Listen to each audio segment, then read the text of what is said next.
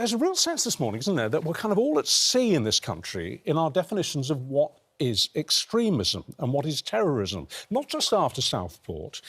We've got this leaked Home Office report that we've been leading on this morning, saying that women haters and far-left activists and environmental protesters, like Just Stop Oil protesters, should be seen as the new extremists. The Home Secretary, it's been leaked in its turn, is apparently rejecting all that, and she's doubling down on the far right and Islamists. As I say, we are in a real choppy sea at the moment. We don't seem to know what to think. Yeah, we haven't seen this report, but ironically, it's a report she commissioned. Yes. Fast-track report. Fast-track report, yeah. And she's apparently going to reject it because she wants to concentrate still on the far right and Islamists.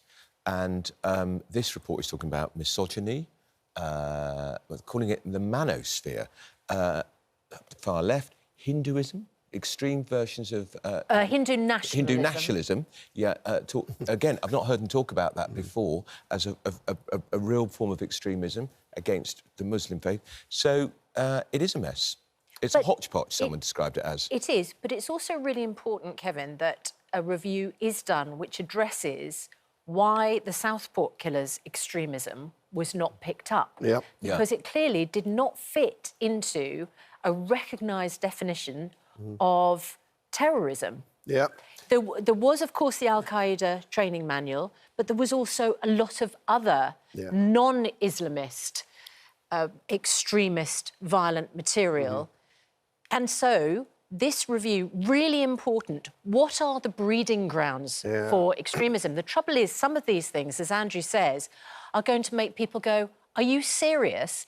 If I watch some podcast with a couple of men describing masculinity on YouTube, am I going to be referred as an extremist because I'm part of the manosphere? No, but if you are an incel, what's called an involuntary celibate, and you think men should be able to go around and just drag women off the street and have sex with them, then yes. And it's always finding the balance, isn't it? But it's a report of a report. She's commissioned. What happens is government departments and ministers commission reports all the time to get information. You have debate, you analyse statistics, figures, look at the data, so you have some idea where you're coming from. And then some you accept, some you reject. Why do you accept it? Why do you reject it? As often you get into the political areas.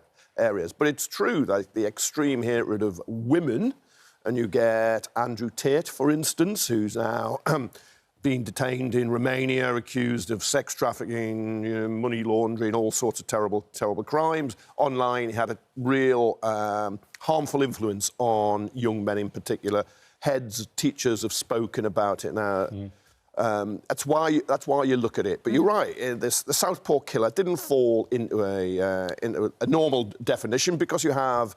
An ISIS manual doesn't mean you're an ISIS extremist, but there's something going on in your head that we failed to pick up the signs. The families in Southport were failed. They were failed by the police, by social workers, by the authorities, and you've got to try and work out how that can happen to stop it occurring again.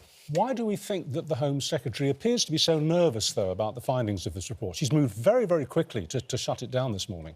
I think it's because it's too broad, and you've got limited resources if you're going to focus on anti-terrorism. Yeah. And if they're going, you're getting your anti-terrorist resources, officers, all spread across such a large waterfront, you'll miss the areas where the real threat is. Because we've heard for years from the heads of anti-terrorism forces, the two big terrorism threats are Islamism. And the far right, extreme far right. Frank Furedi, who is an emeritus professor of sociology at the University of Kent, has written in your paper this morning, among the suggestions in this leaked report, being a conspiracy theorist, a misogynist, having a propensity for violence against girls and women, or engaging in what is termed as this online subculture called the manosphere. In one section, the report even claims that those who believe we have a system of two-tier policing, the argument that some riots and demonstrations are dealt with more leniently than others, are subscribing to a right-wing extremist narrative. Well, some journalists and commentators might fall into that category. But this idea of the two thing isn't just about the response to the riots in Southport. If you remember, it's often said that the police have not sufficiently policed the demonstrations we've seen virtually every Saturday, particularly in central London, in supporting against what Israel was doing in Gaza, where people have been openly chanting anti-Semitic tropes, supporting Hamas, and they've not been strong-armed off the street by the police. They've turned a blind eye. I've heard it myself. I've seen it myself. That is a form of two-tier policing, and it's not right to say if people take that view, they're an extremist. They're not. Well, if you go to a far-right event, if you're unfortunate to be there when they're rioting outside the Cenotaph in Whitehall on Armistice Day, for instance, a lot of people shout things and they're not arrested. The truth is, because the police don't have the resources to arrest everybody. And then you get in areas around, is it free speech to shout support for Hamas or far-right groups, or is it a crime? I mean, that's the truth is the two-tier policing where it is, just a matter of resources. A lot of it is intelligence-based later on, where you video people and then you arrest them. As the riots after Southport, we saw the videos of people are enjoying videoing themselves, chucking things at the police and attacking other people, or their mates were doing. That's why most of them seem to end up in prison, because the evidence was there on footage, and there were a lot of guilty pleas as a result. Another report out this morning is saying that the children who were swept up in the rioting in the summer did it because it was fun. They weren't ideologically driven. They weren't actually brainwashed by what they'd seen online. They just saw that there was a party going on in the street, a chance to smash up a few windows, maybe take some retribution on the police, who they maybe had felt had treated them badly in the past. So off they went and had a good time. Yeah. This is because of research by the Children's Commissioner, Dame Rachel D'Souza. Her office spoke to around a fifth of the children charged over the trouble. And as you say, you know, many children in the report described making a split-second decision, their involvement being largely spontaneous and unconsidered, driven by curiosity or the thrill of the moment to see what was going on. In a sense, that's almost reassuring. I was going to say exactly the same thing. I mean, obviously, their behaviour was abominable, but the idea that they'd been motivated by some ghastly racism or something, these are just young men, let's be honest, young boys. It wasn't girls, was it? It's off, and young boys. Rioting's fun. They do. I think her report's based on interviews with 14 young people. But the courts, there was a case, I remember, somebody was charged with involvement, and then the judge, the parents went along, and the kid was released with a kind of referral order. Why have you done this? Others did go into custody, prison, because it was violent. And that's... But all of those who spoke to the Children's Commissioner's office said they didn't want to get involved because of far-right, anti-immigration, racist views. It was just they got caught up in the momentum. But all this stuff about South, we shouldn't get away from the fact he was evil. That killer was evil. Yeah, but to use the word evil, and I think many people would agree with you, Andrew, it suggests that there was something that's untackleable about what happened to him. And I think... And the point about all these reviews is we can't just say there are people who are evil who are going to do dreadful things and there's nothing we can do about it. What we can say is that some of the stuff he saw, we know that he was looking at the internet, is still on the internet. Yeah, that's true. And we've got to do everything within our power to get rid of that. And they can commission all these wretched reports. And to stop people being radicalised. With the Southport killer, the murderer murdered 3 young girls, attempted to murder 8 others and 2 adults. We've got to find out, we've got to get the root. Why was he like that? How do we stop people becoming like that? And once they become like that, how do we stop them doing dreadful acts like that? That's what it's all about. He appeared to be completely normal until he was about 12 or 13. Up to that point, he seemed to be a perfectly normal young man. And then he became isolated, became that misfit, and then a dreadful series of warning signs were all there, taking a knife to school, breaking somebody's, I think, wrist with a hockey stick and an attack, all there, and then it culminates in the most heinous crime where he just attacks young girls. And you know, there will be all of these reports coming out because tackling it is vital to stop this ever happening again. In fact, a phrase used yesterday in the memorials for Holocaust and the 80th anniversary of the liberation of Auschwitz. 6 million Jewish people murdered. And extraordinary images of the king yesterday. I don't know if you were watching commemorations. And this remarkable fact, the first British monarch. Yeah. Look at these images of the king walking under that famous, infamous gate banner, Arbeit macht frei.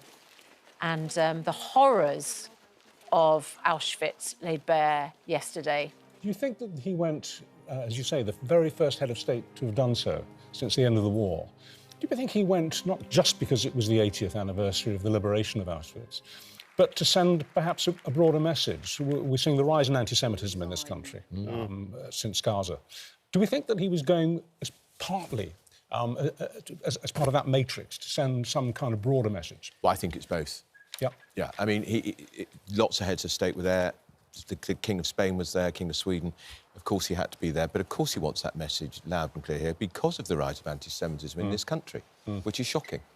And I was listening to Dov Foreman, whose great-grandmother got to 100, and saying how she was still getting...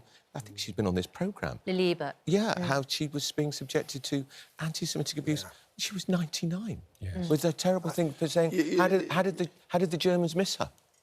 I mean, just your blood runs cold. It being does, said in Britain. It does, and that is why you go back there, which is a chilling place. I've been, and the sign "Work sets you free." It was an industrial killing machine that was to kill 1.1 million people in that camp alone. Majority of whom were Jews, but there were others which the king mentioned some in his speech. You have to go. It's to commemorate what happened, but of course you're taking it forward. Never again has to be, the watchword. And listening to Rachel Levy. Rachel yesterday, and it was just incredibly moving. So Rachel Levy is 94 years old, and when she was 14, she was taken to Auschwitz. And they got off the train, and they were separated, her mother and her younger siblings, and her brother. Her brother and her, he was also a teenager, went off one way. Her mother and the little babies went off in a different direction, to the gas chamber. And it was just so horrifying. She talked about the impact, and particularly the fact that because of the horror of what she experienced, she spent 50 years of her life unable to talk about it at all. Now she is talking about it, and it is so extraordinary because, as we were discussing, if we listen to the witnesses, we also bear witness, and we need to carry their stories on. Let's have a listen to Rachel. In fact, she met the Princess of Wales yesterday at the event at the Guildhall, and there's a photograph of them together after she talked to us on Good Morning Britain yesterday morning. I saw my mother going pushed to the right and my brother, my older brother, to the left. And we watched her walk away with a baby in her arms and my two little sisters. I had learned that very soon after I got there from other people that went straight to the gas chamber. Huge we also asked her, didn't we, yesterday. if she was angered when she reads or hears of Holocaust deniers and the rubbish that they spout, given what she'd been through, what she witnessed at first hand, given that she was in the same room as Dr. Joseph Mengele, the evil, twisted doctor of Auschwitz. And her response was quite extraordinary, wasn't it? She said, no. She said, there's no room for anger. I simply try and explain to them what happened. My jaw initially dropped when I heard her say that, and then I was full of admiration. Because I think I'd feel molten anger and an absolute fury if I'd have been that. I think, but then you don't know how you're going to handle it and you cope. And this is a better person than I would be the way she has dealt with it.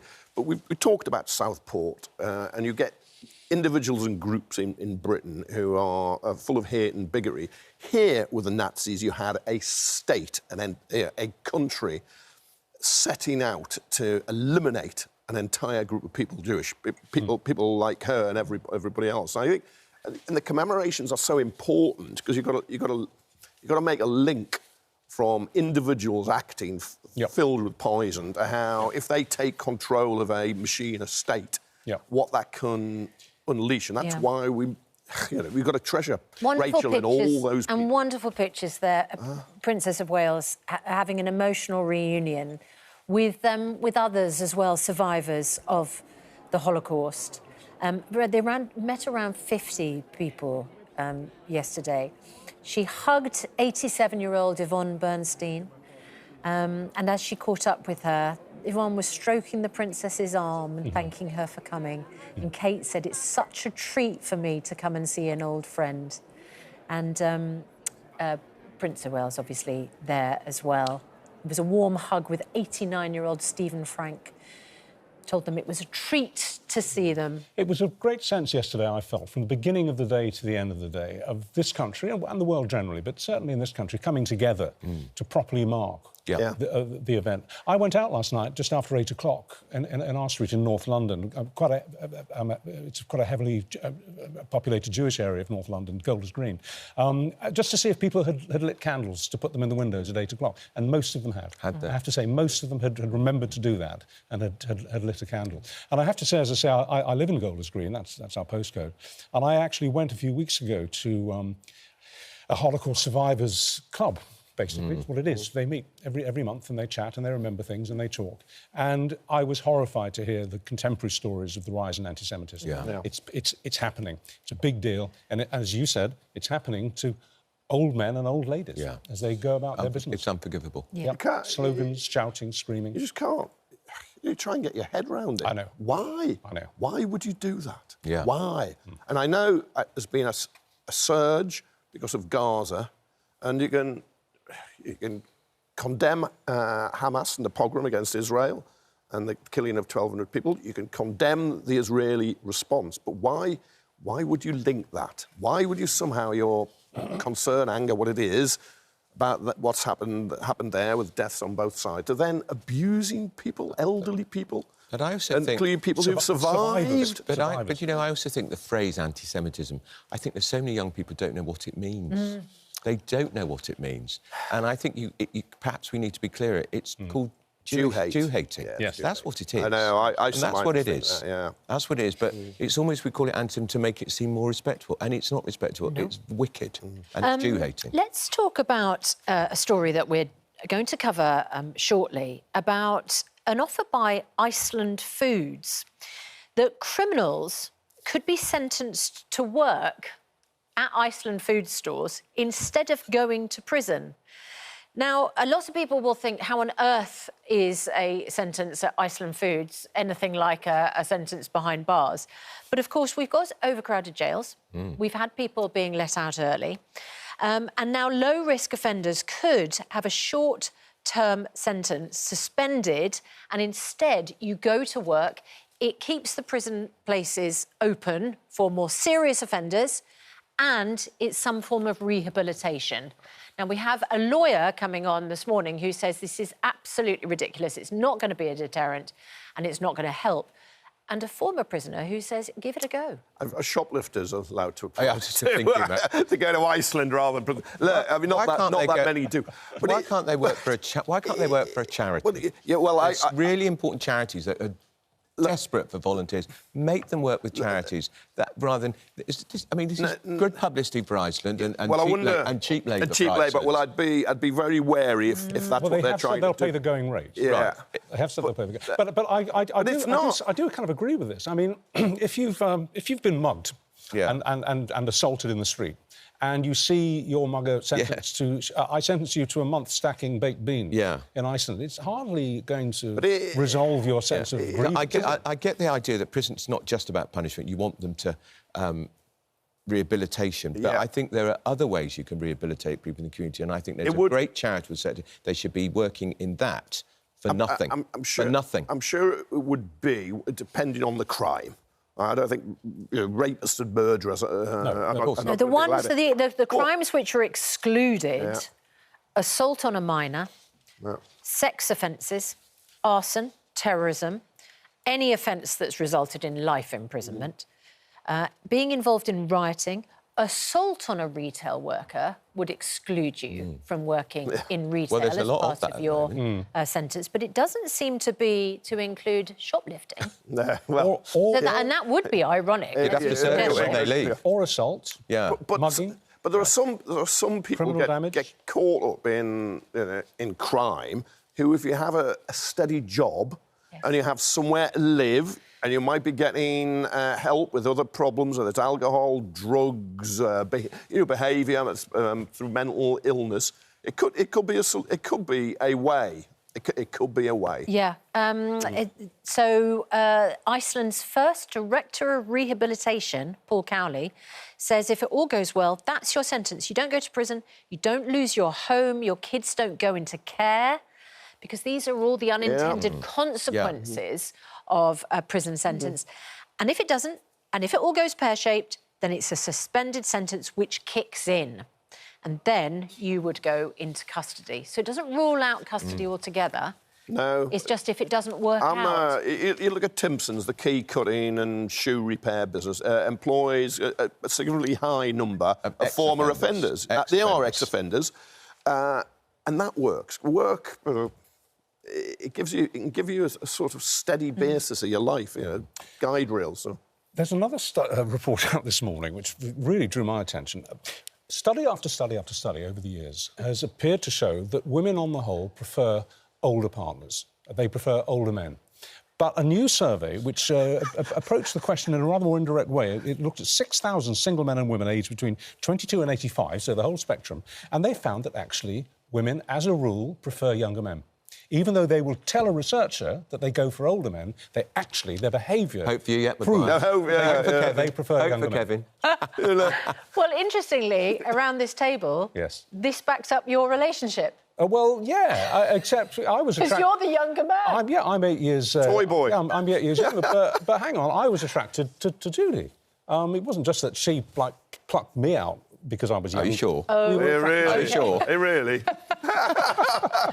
But it's interesting, isn't it? It is interesting, because it goes completely against the received wisdom. If you're looking for a life partner, given what the men die 6-7 years on average earlier than women, I suppose you get, you want the man to be 6-7 years younger than the woman, then it can both just die at the same time. You get rid of them sooner. Get rid of them. Oh God, blimey! What they did was they put these 6,000 people on blind dates, and they found that time after time after time, the women were more attracted to their younger partners on a blind date. I noticed Susanna's been very quiet. She hasn't said a word. Not a word. I'm actually now interested in Richard's Courting. When he's stepping out with Judy early on. Ranveer over there hasn't said anything either. There's a lot of silence going on. I'm very busy. I'm very busy right now. Are you very happy? Yes, thank you. There we are. Yeah. Yes. Oh, what a minefield. And I'm keeping out of it too. My partner is younger. Oh, there we go. Yeah. But if one partner... But not mine. Yes, as you suggest, if one partner's younger, then the other partner is older, which dispels the research. It would be a bit weird if you had to marry somebody of exactly the same, or have a sort of partnership with somebody exactly the same age. Yeah. Right. What else do you want to discuss this morning? I tell you what. This is the one. I want to go back to Richard's Courting. No, I want to talk about this because the Daily Star headline is extraordinary this morning. War of the psycho scumbag chatbots. There we go. This was a complex story. This was the meltdown yesterday in the tech sector. Yeah. Now, a lot of people might not care about tech stocks, but this is all about AI, and I have to warn you, AI is the future. And a new AI chatbot. If you've ever used ChatGPT, and people going to school this morning, parents, they'll tell you about ChatGPT because a lot of essays are being done with ChatGPT these days. There's a new ChatGPT, but it has not been developed by an American company. It's been developed by a Chinese company. It's called DeepSeek. and it launched yesterday, and suddenly the tech sector went into meltdown. Because it's good. Apparently, it's very, very quick. In many ways, it's as good as all of the rivals that it's up against, the American Silicon Valley rivals. And as you say, Silicon Valley's gone into nosedive on the shares market. However, because it's developed by China, there are certain things it won't tell you. So, for example, you type in, what happened in Tiananmen Square? Yeah. It will come back straight away. This is basically beyond my remit.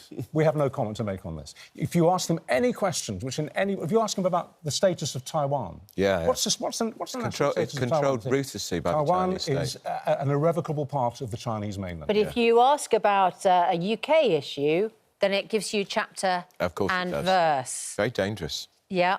I'm afraid. Just goes to show that tech companies can put in guide rails when they need to, It doesn't it? exactly. It depends who programs them. It always has. Yeah. Well,